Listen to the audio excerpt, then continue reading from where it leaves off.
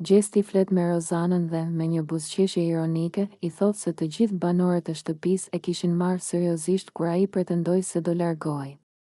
Ai tund kokën dhe qesh me ironi, duke shtuar: "Ata vërtet kujtuan se unë do të dorëzohesha kaq shpejt?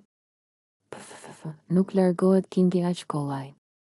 Unë e kam nisur këtë lojë për ta çuar deri në fund, jo për t'u larguar si ndonjë i dobët." Rozana e sheh me një shikim të dyshim dhe i thot: "Po mirë, po bën sikur nuk të prekin fare ato që thon të tjerët, por unë e di që ti e ndjen presionin. Të gjithë po flasin për ty, për lojën tënde, për mënyrën si i manipulon njerëzit këtu brenda." Gjesti e shikon me një buzëqeshje të lehtë dhe i afrohet pak, duke folur me një ton më të ulët, por plot siguri: "Le të flasin sa të duan. Fjalët nuk më prekin, Rozana. Unë jam ai që i lëviz fijet këtu brenda.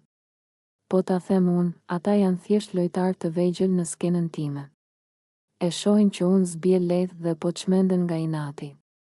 Rozana tund kokën dhe qesh me ironi: "Më duket se po bëhesh shumë i sigurt për veten. Kujdes, sepse kur rritesh shumë lart, rrëzimi dhem më shumë." Gjesti qesh dhe i përgjigjet: "Unë nuk rrëzohem, Rozana. Unë vetëm ngrihem më lart.